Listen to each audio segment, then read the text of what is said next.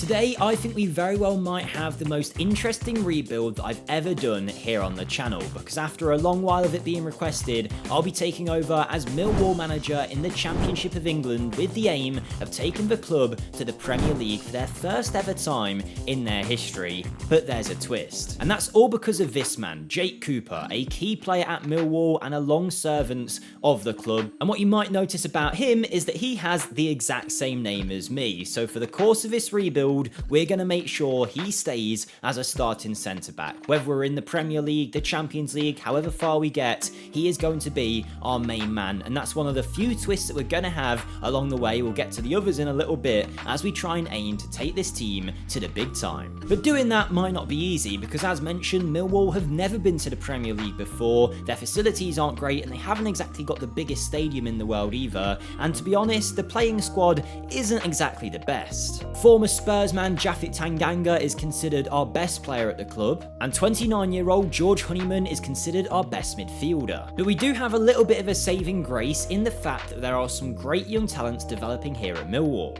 Adam Meyer is one of those with potential Premier League ability. 19-year-old Romain Esse has the chance to go to the very top also, and former Celtic midfielder Daniel Kelly will be hoping to be our main man in the midfield. And whilst those young talents do show promise, the team isn't exactly star-studded, and that's going to hurt us a little bit because the board have pretty high expectations. In fact, as you can see here, the board want us to reach the playoffs in the Championship as a minimum, but Football Manager predicts with the squad we've got, we should finish 19th with 50-1 odds of winning the title and far closer to relegation than promotion. It's going to be a very hard ride here at Millwall, not only to survive in the job, but to actually take this team to the Premier League where they've never been before. Especially when you look at our transfer budgets, where in Season 1 I'll be working with £0 of transfer budget, only £2,000 of wage budget, and the board are only going to give me 10% of transfer revenue, which means if we sold a player for 10 million, we would only see £1 million of that come back to our budget. It's going to be a tough ride, but we're going to see what we can do anyway in the first transfer window, try and wiggle some deals around and see what we can do to improve this team before we reveal twist number 2. And whilst we haven't exactly gone crazy and bought in Messi and Ronaldo, I feel like in this first transfer window, we might have done enough to raise our chances of the playoffs a little bit. Let's start with the outgoings first though, where we have saw Ryan Leonard leave the club. He's gone to join Italian side Venezia. He's been around Millwall for a while, but I didn't see a place for him, so I've sold him on for 200k. 31-year-old midfielder George Saville has also left to join Schalke in the Bundesliga. He signed for £1 million a couple of years ago, and now we're selling him on for just under 400,000. I've also loaned out the promising young striker Mihailo Ivanovic to the Serbian leagues, where he's hopefully going to develop. I've also decided to sell on Murray Wallace, who only had a year left on his deal, and the Scottish 31-year-old has signed for Cagliari in Italy. Now, he's been a mainstay at Millwall for a long time. We make 600k off of him, but again, he only had a year left. It was better to get some money for him than nothing. And the same can be said for Duncan Watmore, who didn't have long left on his deal, was one of our highest paid at the club, and I didn't really see him as an integral member of what I was trying to build, so he's gone to Busham in the German divisions for £525,000, and that gave us a bit of wiggle room to sign one player. Mind you, it was a free transfer, but we have managed to pick up Aaron Connolly, who in this update that I've got here on Football Manager was a free agent. I think in real life he got signed by Stoke or Sunderland, one of the two, but either way, he is a free agent in this world here, and the former Brighton man, the Irish international, has signed to be one of our strikers up front. We had to battle a lot of teams to get his signature, but he is in £11,000 a week. He has got a release clause on him as well, but right now he is going to be the main man leading our side. And this is where we get on to twist number 2. Not only have we got to play Jake Cooper at centre-back all 5 seasons of this rebuild, but Millwall, if you don't know, are very much known for their old school fashion of playing football, known for being tough tacklers and getting stuck in, and we're going to be doing exactly that. As you can see, we are opting for a 4-4-2 formation, which I haven't done in a rebuild for, I don't think ever, to be honest with you, and we are going to stick with this for the whole rebuild. We're not going to change it. It's going to be very much focused on wing play and getting balls into the box with a big man, small man striker combo that we're going to be looking to use, and then out of possession as well. We're asking our players to get stuck in and not stay on their feet. So we're not rocking the boat here at Millwall. We're going to try and take this team to the Premier League playing the Millwall way, and our best 11 currently, according to the game, is as follows. How many of these will be around around for ages? I don't know, but Liam Roberts, the 29-year-old, is our best goalkeeper. We've got Danny McNamara, the Irish former under-21 international, as our first choice right back, Tanganga and Jake Cooper, of course, at the back, alongside Joe Bryan, the 30-year-old Englishman. Our midfield sees George Honeyman on the flanks, who you've met, alongside Belgian Casper De Noor, who is going to be one of our key central midfielders, and lonely Ryan Wintle, who is here for the season from Cardiff. Adam Meyer, who you met, is our best left winger. And then up top, we've got Aaron Connolly, our new signing, and then supposedly Tom Bradshaw as our other best striker. So this is what we're going to be working with. So the media predict we're getting relegated. The board want us to get playoffs. What could possibly go wrong? And you know what? In Season 1, this 4-4-2 formation and the team that we've got have actually quite surprised me with just how well they've done, because we had some great results this year. One of our best was away at Bramall Lane against Sheffield United, where we managed to beat them 7-3. We also managed to comfortably dispatch promotion favourite Sunderland in a 2-0 win, and even beat Swansea away from home 4-0. And to be honest with you, things were going great, and it looked like we were going to make a playoff spot pretty comfortably. That was until the last month of the season, because we drew 1-1 to Derby, got a 2-2 draw against Luton, followed by another draw, and you guessed it, another draw, before the final day of the season where we lost to Cardiff. And just like that, we missed out on the playoffs. Saying that, we had a phenomenal season on 75 points, but just 1 or 2 wins more would have seen us right in the mix for that playoff push. I mean, Luton finished 2 points ahead of us, Derby 5 points ahead. Interestingly, Plymouth got 82 points, but it was Middlesbrough, Burnley and Leeds, some of the teams expected to get promoted, that did so. We did manage to avoid relegation, which is of course great, but being so close to the playoffs, even though we never expected to get there, only to miss out last minute, was heartbreaking. One positive we could take though were the performances of my, I was going to say doppelganger, but he's 6'7", I'm only just scraping 6 foot, so we're not quite the same here, but Jake Cooper, the man that we're trying to play every single game, did so, played 46 matches and scored 13 goals from corners. Now I do just want to point out, he is a very big man, he is great in the air, but I haven't done anything special when it comes to set pieces. I didn't want that to ruin this rebuild or anything, so you can see I've got no special routine. This is just what the set piece coach has set up. I have not made this routine at all. I do have a very good one I could use, but I'm opting not to use it. But there are some issues we're going to have to deal with, because a lot of our great players are leaving at the end of this season, at the end of their deals. I mean, Aaron Connolly had a great year, 23 goals, what a signing he is, but again, he has a release clause of 6.5 million, which we'll be trying to hold on for him from, but there is already interest from, I believe that said Middlesbrough, right? Yes, it is Middlesbrough. Adam Meyer had a good year, getting 8 goals from the wing. We also saw some great performances from Josh Coburn, who scored 16, but again, that's a loanee that we're not going to be hanging on to. Tom Bradshaw scored 15, but he's only got, you know, a month left on his deal. It's really not great what we've got going on here, and it's not like I can give all of these guys loads of deals, because as you can see, our transfer budget for next season, it's barely there. Even if we throw everything to the wage budget, we're then going to have nothing to spend next summer, so it's going to be a very busy window here for our Millwall side, but we nearly qualified for the playoffs last time out. If we can manage this big squad overhaul in Season 2, we might be able to make them next year.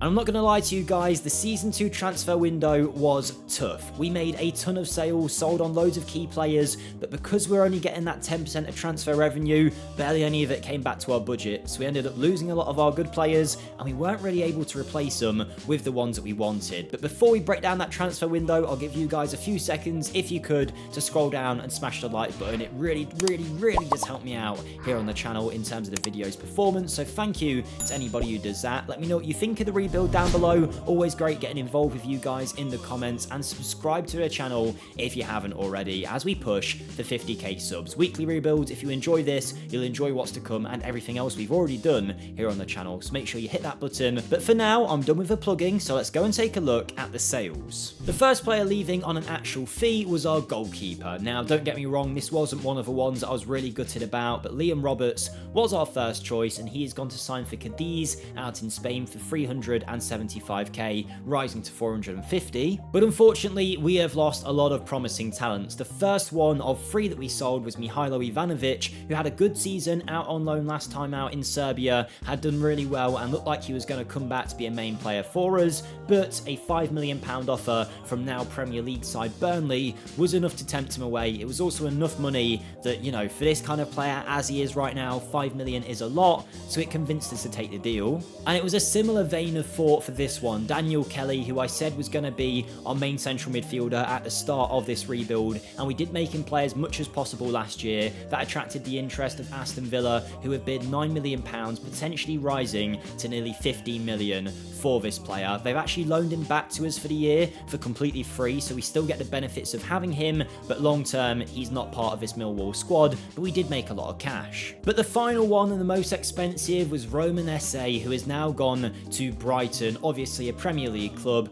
interested in lots of the young talents in the Championship, and they've came in and signed him from us for 9 million, rising again to nearly 15 million. Thankfully, they've done the same thing where they've loaned him back for the year to continue his development, and we need him, so he will still be playing for us, but he is no longer our player. And normally I'd say great, now we've got £25 million to spend on a Championship squad, but we only got 10% of that, so that led to our budgets being about 2 million quid with all of those players that we sold. But before we break down those incomings, if you do want to continue this rebuild yourself, or you want to support me as a creator, you can find my Patreon linked in the description down below. Over there, not only do you get access to the save files, but also you can watch these rebuilds early. I post them on the Patreon ad-free a day or so before they come onto YouTube, and you get to vote for what rebuild you want to see next. We do weekly rebuild polls. This week's winner was Millwall, and that's why we're doing Millwall. So if you want to get your suggestions on there, then head on over to the Patreon. Obviously, it's a really big help to me as well. Any of you guys that do support over there, it goes a long way to helping me be a creator. But now that we spoke about that, let's get back to the transfers, and you can see all the players we've signed to try and improve this squad. But wait, there's a final sale to tell you about, which I've got to admit I did kind of forget because it happened really early.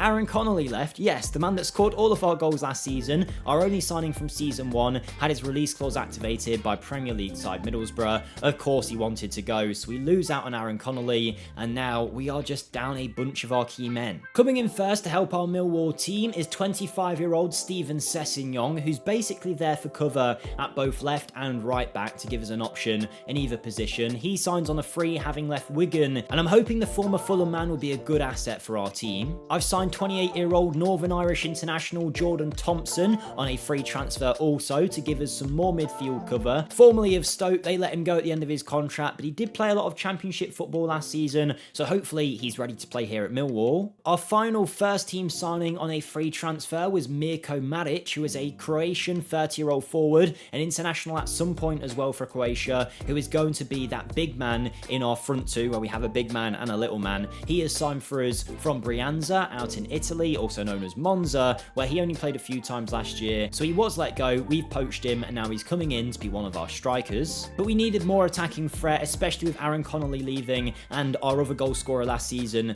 being a loanee, so we've brought in a new loanee for the year, Daniel Jebison, signing from Bournemouth on loan for the season. He's a Canadian international, a very good striker. He is 6'3", but he is also pretty quick, and he's going to be a very nice forward option. Spent last season on loan at Watford in the Championship and did well enough there to attract the eyes of our scouts, and he is hopefully going to lead the line for us. But at the other end of the pitch, our only permanent signing for actual money was Sion Suzuki, a Japanese 22-year-old international who we signed from Parma out in Italy for 2.1 million. He's been to Italy, Belgium and Japan in his career, but now he comes in as our number one. £2 million for a 22-year-old shot stopper who could grow into a Premier League talent, I think is a pretty good deal, and we're delighted to have him. So now season 2 is upon us, and as we head into this new season, there's already some slight tweaks happening to our best 11. I mean, you'll see Suzuki has came in as our best goalkeeper. Tanganga and Cooper are still at the back with McNamara and Bryan, but we've seen Billy Mitchell enter our best midfield, a 24-year-old who came through the Millwall Academy, so it's nice to see him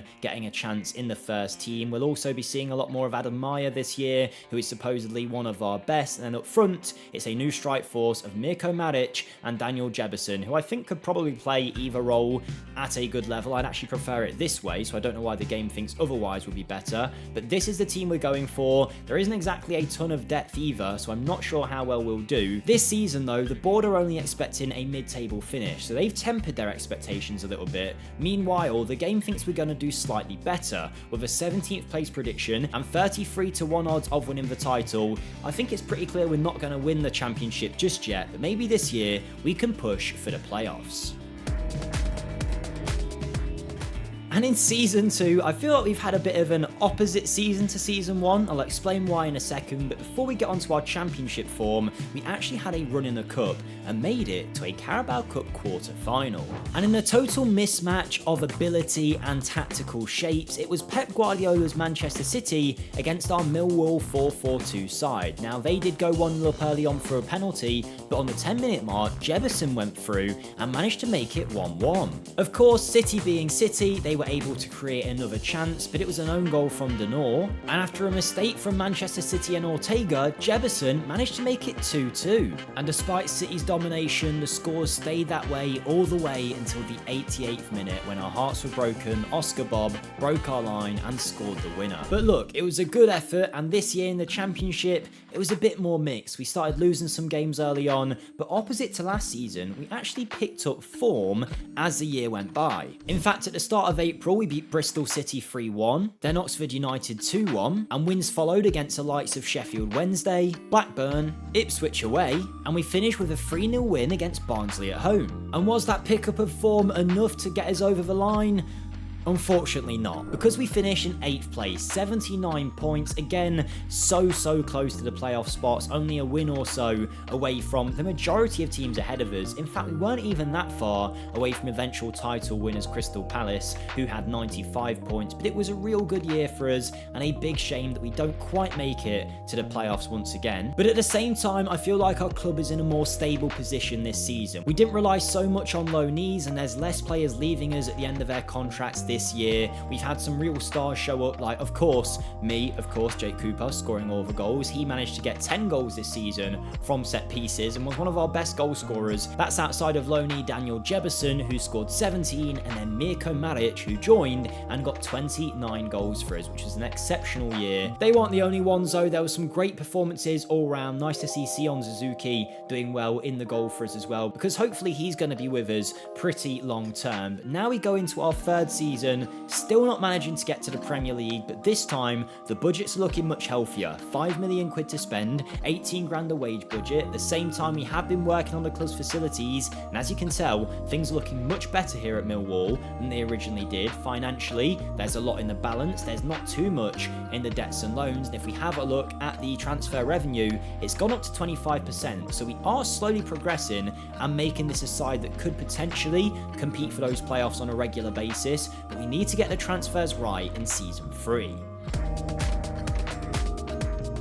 So, the Season 3 transfer window, I can thankfully say, felt a lot better than last year's one. In fact, I think our team has improved massively from the signings and sales that we've made. Let's talk about the outgoings though, where there's only 2 to mention for an actual value. The first one was Kevin Nisbet, a 29-year-old Scottish international who we have sold to Palermo in Serie A for 350k, so he gets a nice time out in Italy. We get some money from a man that was basically a backup striker last year. But the weirdest transfer of all, and the final one outwards, was Mirko Maric, who has gone to Oxford United. Now, seems strange, right? He scored so many goals for us last season. He then said he wanted to sign for a club with a stronger squad, and that squad that he chose was Oxford United. Now, there's probably better teams he could have played for. The man scored 22 goals last year for us in the Championship. Now he's at Oxford United, £7 million or so. Obviously, we didn't get all of that money back, but it gave us enough to make some transfers happen. Firstly, let's talk about the incomings from the loan market, where we went a bit heavier in this season, just to try and gain us that promotion, and then we can sign players permanently in the Premier League. That's the plan. Will Lancashire was the first loanee in on loan from Tottenham for the year. Now, he's not got too long left in his Tottenham deal, so I kind of had in mind here we'd loan him in, show him what Millwall's like, and then maybe he'd want to sign for us permanently. Either way, a promising striker in for the season. Similar story as well for Divin Mubwama, who is a former West Ham man, but we got him from Manchester City, been loaned out to Bristol City last year in the Championship and did excellently, so I'm delighted to have him here for the season. A great striker with a lot of potential and clearly too good for this level. And then we've benefited from a new affiliation with Manchester United, who have agreed to send young players to us at no no cost to us if we want to try and develop them, obviously for Man United's benefit really, but we have managed this season to get Dan Gore for no wages at all. They've let us have him to try and develop him. He's a 21-year-old under 21 England international. He's played for Coventry and West Brom both in the Championship already, so he knows this kind of level, and at 21 hopefully he can continue to develop in our midfield. I then picked up Omar Richards on a free, the Jamaican 28-year-old formerly of Reading and Bayern Munich as well as Nottingham Forest, a real tour of the world there. He signed for us for absolutely nothing, and he is going to be our best left back by far. I think my favourite signing we've made though is this midfielder Ishmael Kone, a Canadian international 24-year-old who we pick up after his deal ended at Marseille. Now they signed him from Watford by the looks of it, but they never really used him all that much, even though he did well when called upon, particularly last season. So his contract was up and we thought, you know what, we're going to take a punt on him, and he looks great. We've also signed former Brighton man Abdullah Sima on a free as well, a Senegalese international, 25 years of age, again played in the Championship last year, did okay, caught the eyes of our scouts, so when he let go we've decided to pick him up for absolutely nothing. He's got great pace, can play on either wing and also up front. And then the only one that cost us a transfer fee was Joe Gelhardt. As you can see, we have really gone for it in the striker department in this window. He signs for us for 675k from Leeds, where they barely ever used him, but I think he could be a good Championship level striker if we can just make it work.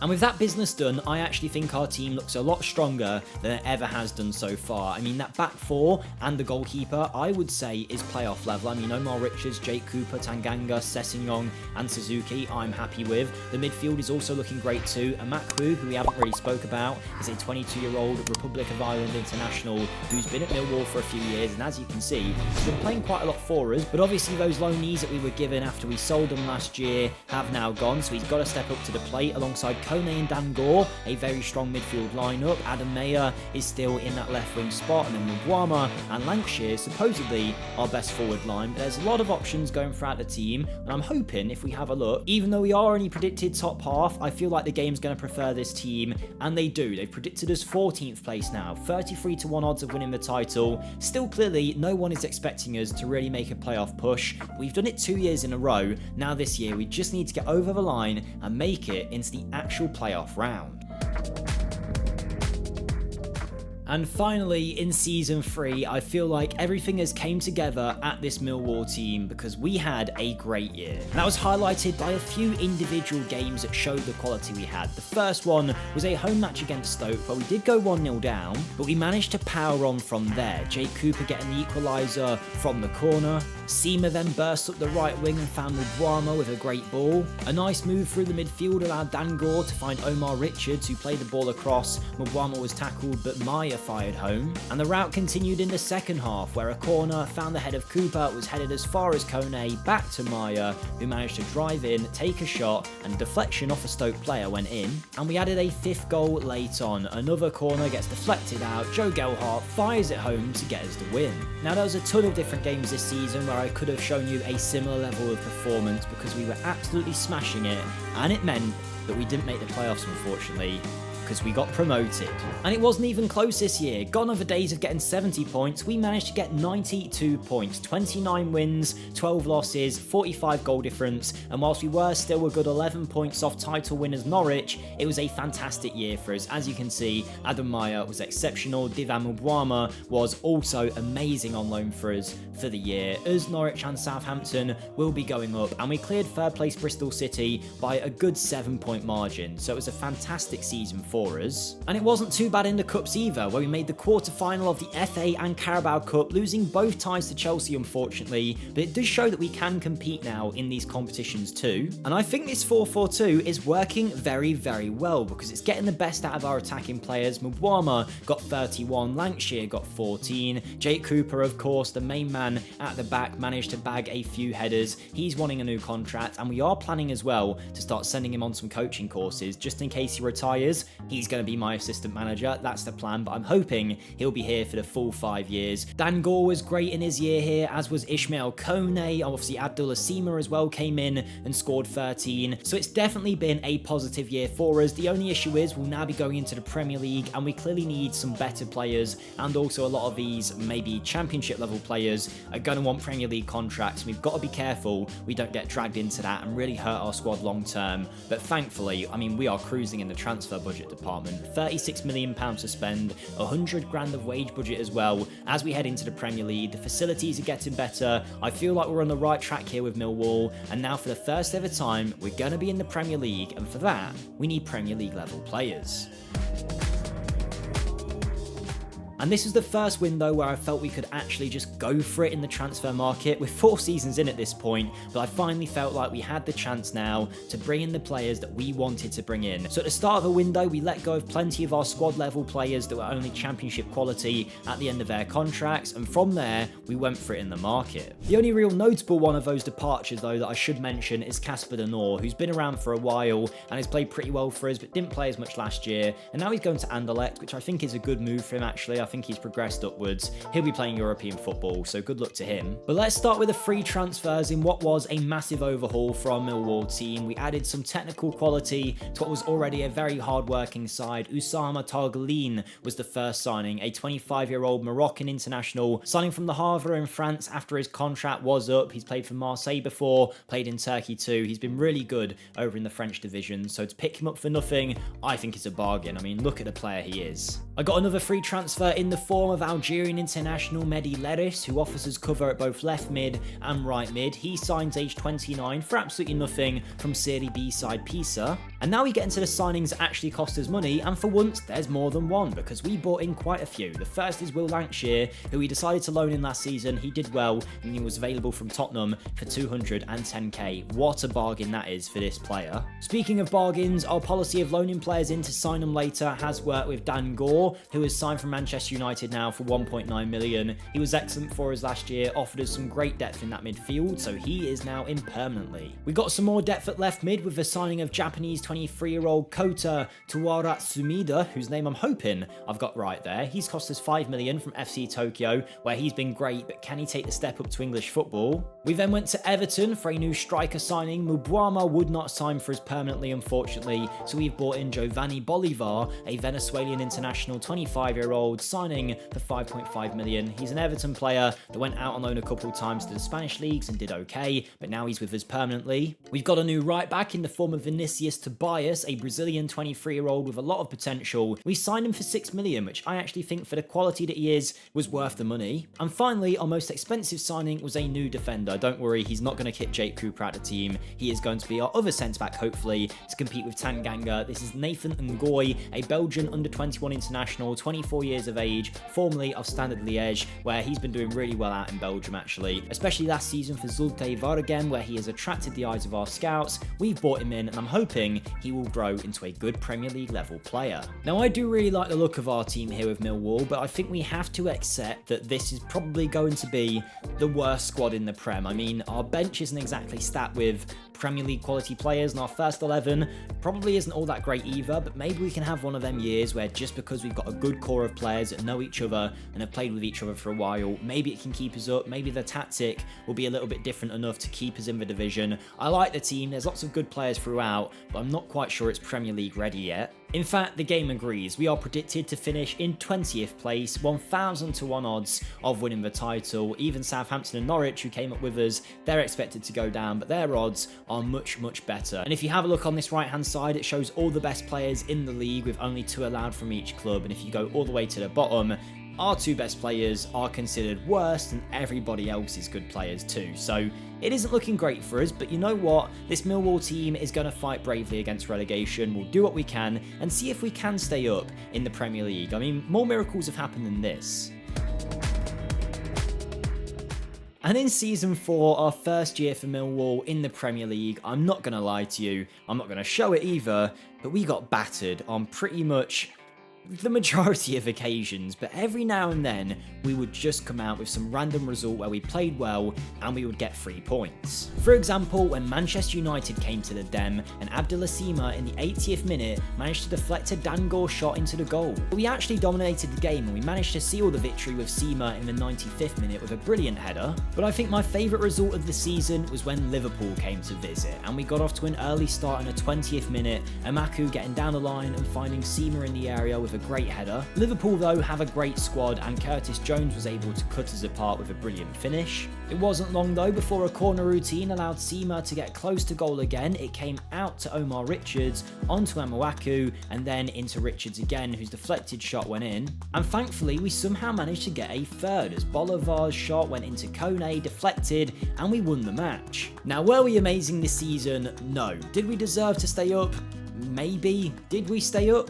Yes. In fact, we finished all the way in 15th place, which might seem really good when you look at it at first, but it was only 4 points clear of relegation. 38 points wasn't enough this season. Brentford, Norwich, Bournemouth, Southampton and Palace all considered a little bit worse than us. We won 12 games, as you can see, a lot of them at home, a lot of them in games where you might not have even expected us to win. We lost 20, we drew 6, we just got a few more wins than pretty much everyone else around us. I guess sometimes the 4-4-2 just seemed to work against certain teams, but 42 points, a 15th place finish, I am never going to complain about that with a team like Millwall. The hardest job is staying up in year one, and now we can hopefully build from there to make a team that can actually stay up in the Prem on a regular basis. And whilst of course we're not going to be as prolific in the Premier League, we still had some great goal scorers. Bolivar got 9 and Sima got 16, pretty much keeping us up, whilst Jake Cooper managed to bag 7 goals from corners. He's declining a little bit nowadays at the age of 33, but as you can see, he's developing into a half-decent assistant manager. He is staying on for another season, so he will be with us in season 5, and he has been a real servant of the club. He is now the regular captain. At the start he was vice captain, but we have managed to keep him in the team. We've been playing the 4-4-2 as I said we would this whole time. We're getting stuck in, we're playing the Millwall way, and I feel like things are going very well so far. Even if it's a bit behind schedule compared to other teams that we've managed before, this Millwall save has been a lot harder because of the restrictions we've put on us, but we are now going into our 5th and final season with 50 million quid to spend, 35 grand the wage budget. This is where the fun begins. We're going to sign some stars hopefully and make this team a regular for the Premier League.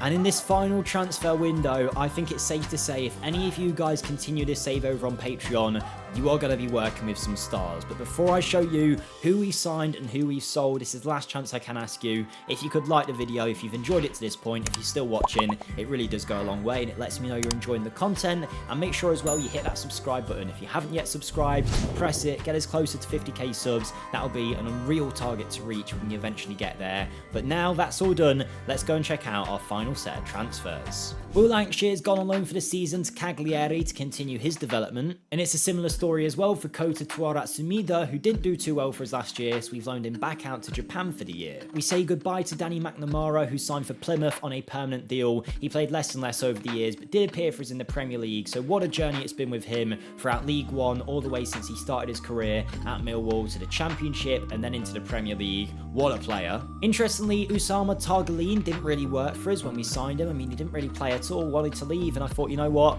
He's got a point. He only played 5 times, all off the bench, so he leaves for 1.3 mil. Mehdi Laris was a similar situation. He actually played a fair bit for us last season, 31 times, a lot as a starter too, but then Genoa came in for 4.5 million, rising to 5.5, and the deal made sense to me. The one that didn't though was Adam Maya, who's been with us since the very start. He didn't come through the Millwall Academy, but he's been with us since season 1, doing so well, particularly from those corners, getting plenty of assists, but then he decided he wanted to move to a club with a stronger squad, and off he goes to Sheffield United. He had a year left on his deal, so I didn't have a choice.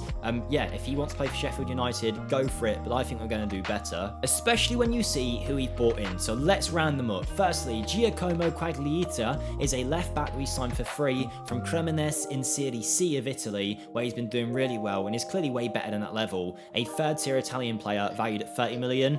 No idea how that's happened. Matija Frigan offers us a new striker option as well, 25 years of age, the Croatian former under-21 international, signed on a free from Westerlo, where he's been doing great in Belgium with a ton of goals. And Cesare Casadei has also signed for us on a permanent deal from Chelsea as a free agent. He was let go there after a season at Udinese in Serie A, where he did well enough, and I'm hoping he'll be a nice addition to our midfield ranks. For free but a slight compensation, we got Martin Wittek in as an option at centre-back, probably our 4th choice best defender really. He is signed for, again, it was a free deal, but we had to pay a compensation fee of 60k to Sparta Prague. But this is where the fun signings happen, because I have found some of the best new gens I've ever seen. The first one is Emilio Martinez, who is a left mid option for us, who looks great. I mean, he's 19 years of age, Uruguayan international, plenty of potential, plenty of ability, everything you'd want from a wide player. Wilson Odobert has been signed for the other side. The former Tottenham man was available on the transfer list for 7.5 million, has been doing great in the Championship, so I'm hoping he is ready for that Premier League step. Probably the best signing of this window for us is Michael Sjöqvist, who is a Danish 19-year-old valued at about 70 million,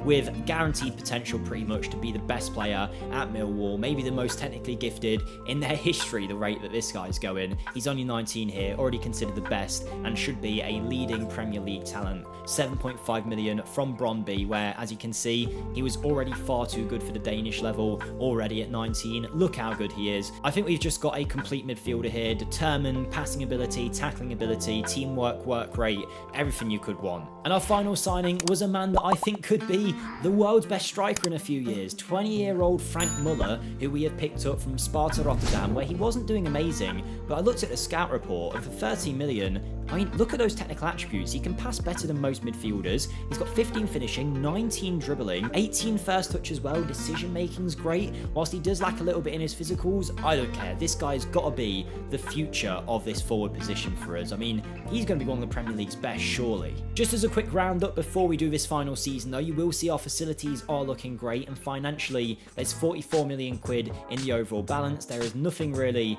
in the debts and loans, and our best 11 for us to finish off with looks like this. Here we go. In goal is Sion Suzuki, Tobias Tanganga, Cooper, and Quagliata. It's supposedly our best defence, which looks a little bit weaker than it did before, in my opinion, but oh well. Odobert is in the midfield alongside Dangor, Sjövist, and Tamara Schmida. But obviously, he's not here for the season, so really it's going to be our new guy, Emilio Martinez. Then we've got Bolivar and Friggin, but I just feel like the depth options at the club are much better than they previously were. I mean, Ishmael Kone, Vitic, Seema, Frank Muller will be a starter, Cassidy as well. This team is ready to go in our 5th and final season here with Millwall. Still predicted 20th place, 1,000 to 1 odds of winning the title, but with the young players we've got, I think this team's ready to take us to a new level.